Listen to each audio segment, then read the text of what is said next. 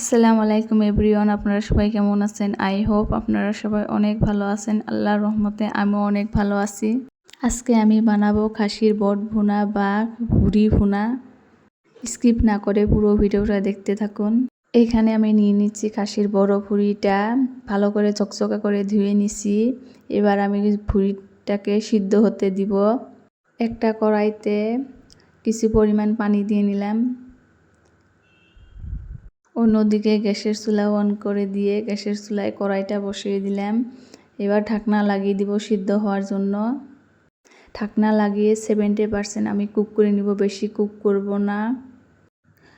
পানিটা ফুটে উঠেছে, এবার উল্টা পাল্টা করে নাড়াচাড়া করে আবার ঢাকনা দিয়ে ঢেকে দিলাম। পুরিটা সিদ্ধ হয়ে গেছে।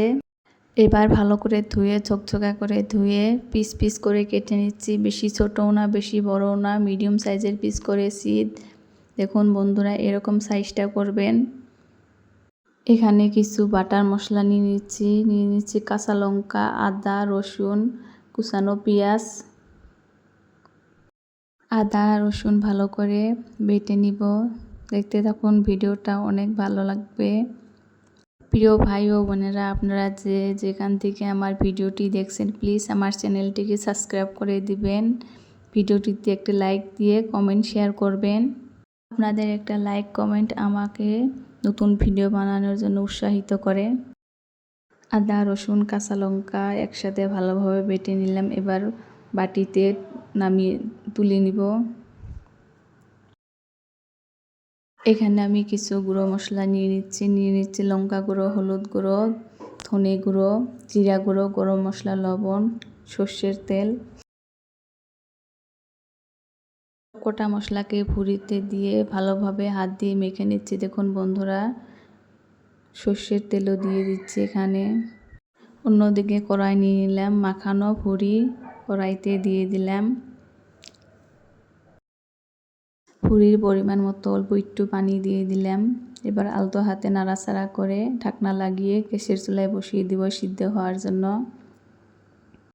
10 মিনিট পর ঢাকনাটা খুলে দেখি ভুঁড়িটার কি অবস্থা।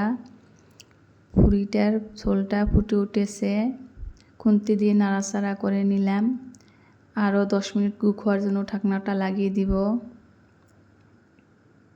10 মিনিট পর দেখুন বন্ধুরা, পানিটা অনেকটাই কমে এসেছে। এবার খুন্তি দিয়ে নাড়াচাড়া করে ভালোভাবে কষে নিব।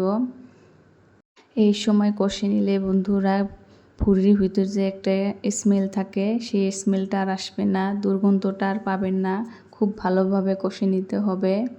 এই সময়ে গ্যাসের আঁচটা লোতে রাখবেন, লোতে রেখে ভালোভাবে কষে নেবেন।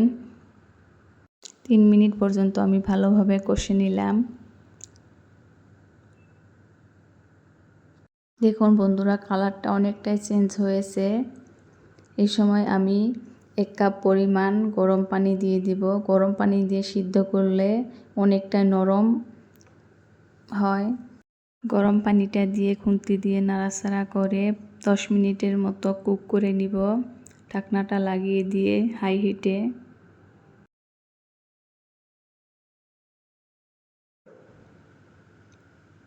দশ মিনিট পর ফিরে আসলাম। দেখুন বন্ধুরা, ভুঁড়িটা অনেকটাই কালারটা চেঞ্জ হয়েছে, একটু পানি নাই। অন্যদিকে চুলায় একটা কড়াই বসিয়ে দিয়েছি। কড়াইটা ভালোভাবে গরম হয়েছে। এবার সর্ষের তেল দিয়ে দিলাম 2টো তেজপাতা।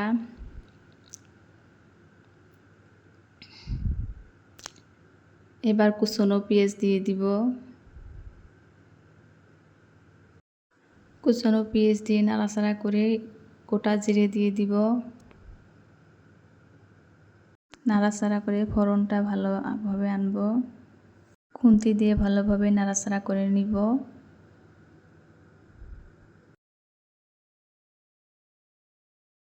এবার ভুঁড়িগুলো ফোড়নে দিয়ে দিব। দিয়ে ভালোভাবে নাড়াচাড়া করে কষে নিব।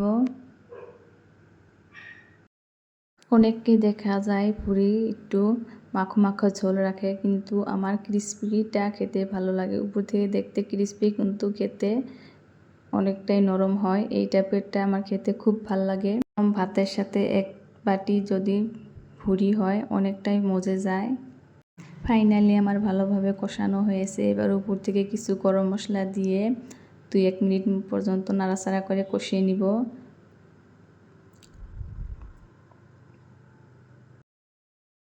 ফাইনালি আমার খাসির পোট বা ভুঁড়ি ভুনাটা কমপ্লিট হয়েছে। এবার আমি গ্যাসটা অফ করে দিয়ে নামিয়ে নিব।